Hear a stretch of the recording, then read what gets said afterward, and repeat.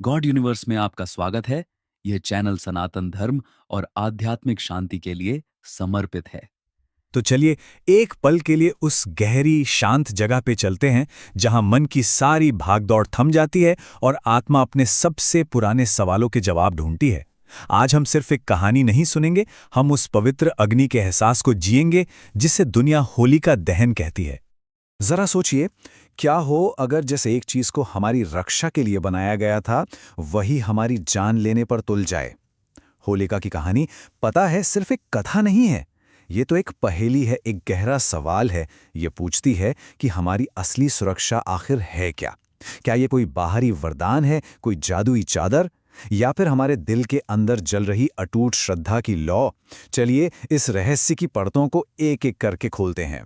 तो कहानी शुरू होती है एक ऐसे राजा से जिसकी ताकत की गूंज तो तीनों लोकों में थी, पर जिसका दिल अंदर से बिल्कुल अकेला था। नाम था उसका हिरण्यकश्यपु। आज ये नाम अहंकार का दूसरा रूप बन चुका है। पर क्या वो सिर्फ एक राक्षस था, या शायद एक ऐसी आत्मा थी जिसके घाव इतने गहरे थे कि वो पत्थर बन गई थी? उसने अपनी भावनाओं के चारों ओर एक ऐसा किला बना लिया था जहां प्यार की एक किरण भी अंदर नहीं जा सकती थी। उसे सृष्टिकर्ता ब्रह्मा से एक ऐसा वरदान मिला था कि वो लगभग अमर हो चुका था। सोचिए, एक ऐसा वरदान जिसने उसे यकीन दिला दिया कि मौत उसे छू भी नहीं सकती। और बस इसी एक भ्रम ने, इसी एक वहम ने उसके अंदर भगवान होने का अहंकार जगा दिया।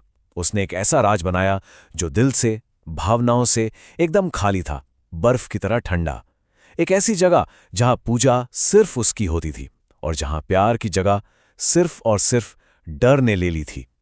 लेकिन उसी पत्थर जैसे ठंडे महल के अंदर भक्ति का एक छोटा सा दिया टिमटिमा रहा था। वो दिया था उसका अपना बेटा प्रहलाद, एक ऐसा बच्चा जिसका दिल अपने घमंडी पिता के लिए नहीं, बल्कि सारे ब्रह्मांड को चलाने वाले श्री हरि नारायण के लिए धड़कता था। पिता और पुत्र मानो दो किनारे थे, एक तरफ अहंकार की बर्फीली ताकत और दूसरी तरफ विश्वास की वो मासूम सी प्यारी सी गर्माहट। और पता है, कहानी का पहला और सबसे गहरा सबक हमें यही मिलता है।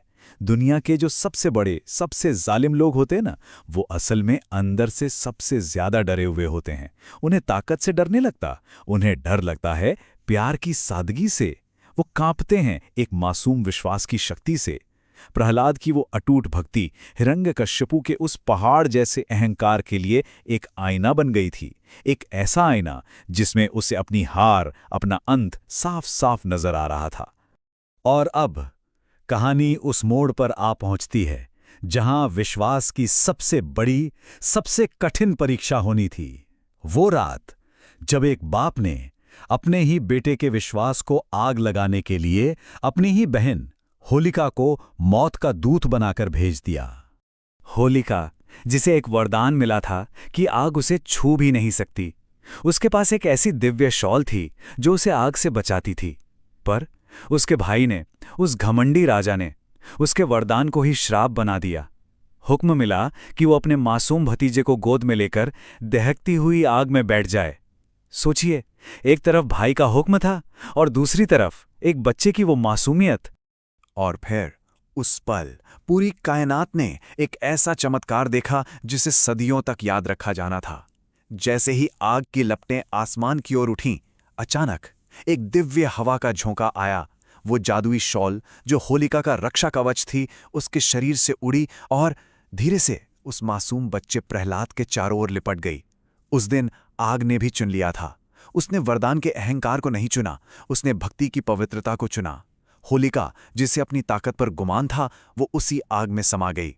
और प्रहलाद, जिसके पास सिर्फ अपने भगवान का नाम था, वो उस आग से सोने की तरह चमकता हुआ बाहर आया।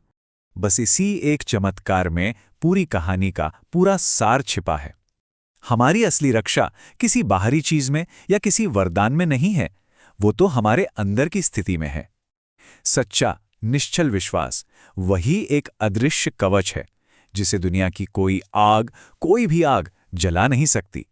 प्रहलाद के पास कोई जादुई शॉल नहीं थी, उसके पास तो बस ईश्वर पर अटूट श्रद्धा थी, और वही श्रद्धा उसकी सबसे बड़ी ढाल बन गई। लेकिन ये कहानी सिर्फ एक राजा और एक भक्त की नहीं है। ये कहानी तो कुदरत से, इस पूरे ब्रह्मांड के नियमों से भी जुड़ी हुई है। तो चलिए अब इस कहानी को थोड़ा सितारों और मौसमों की नज़र से समझते हैं। कभी सोचा है कि ये बस एक इत्तेफाक है कि होलिका दहन का ये त्योहार हमेशा वसंत की शुरुआत में ही क्यों आता है? ठीक उसी समय जब कड़ाके की ठंड जा रही होती है और पूरी की पूरी धरती एक नई हरी चादर ओढ़कर जैसे अंगड़ाई ले रही होती है। नहीं, ये कोई इत्तेफाक नहीं है। ये तो ब्रह्मांड का एक बहुत गहरा आध्यात्मिक इशारा है। ये वक्त होता है वसंत विषुव का, यानी स्प्रिंग इक्विनॉक्स। हमारे ऋषि मुनियों ने इसे संतुलन का पल कहा है। ये वो खास वक्त है जब दिन और रात बिल्कुल बराबर हो जाते हैं। ये कुदरत का वो पल है जब धरती अंधेरे और ठंड को पीछे छोड़कर रोशनी और एक नई जिंदगी की तरफ अपना सफर शुरू करती है। और पता है, जैसा बाहर ब्रह्मांड में हो रहा होता है ना, ठीक वैसा ही हमारे अंदर, हमारे मन में भी होता है। सर्दियों की वो लंबी अंधेरी रातें, वो हमारे मन के अज्ञान, हमारी निराशा की तरह हैं। फिर आता है ये विषुव का पल, संतुलन का क्षण, जो हमें मौका देता है कि हम अच्छाई और बुराई में से किसी एक को चुनें। और फिर वसंत का आना, ये ठीक प्रहलाद के आग से सुरक्षित निकलने जैसा है। यह हमारे अंदर ज्ञान के एक नए आध्यात्मिक जन्म के उत्सव का प्रतीक है। तो इसका मतलब ये हुआ कि होलिका की वो आग जो हम बाहर जलाते हैं, वो असल में हमारे अंदर के अंधेरे को जलाने के लिए एक पुकार है, एक पवित्र बुलावा है। ये सिर्फ कोई बाहरी रस्म नहीं है, बल्कि ये तो आत्मा को साफ करने का एक बहुत ही गहरा अंदरूनी अनुष्ठान है। किसी ज्ञानी ने क्या खूब कहा है कि होलिका की आग जलाती नहीं है, वो तो साफ करती है, शुद्ध करती है। ये वो यज्ञ की आग है जिसमें हम अपने घमंड की, अपनी बुरी आदतों की और उन सारे मानसिक बोझ की आहुति देते हैं जो हमारे दिल पर भारी पड़ते हैं। ये खुद को हल्का करने का, पवित्र करने का एक मौका है।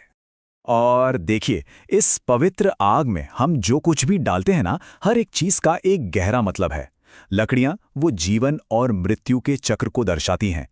घी वो हमारे मन की गंदगी, हमारी इच्छाओं का प्रतीक है जिसे हम जलाकर खुद को साफ करते हैं। और अनाज, अनाज के साथ हम प्रार्थना करते हैं कि हमारी जिंदगी से सारी नकारात्मकता जल जाए और घर में सुख समृद्धि आए।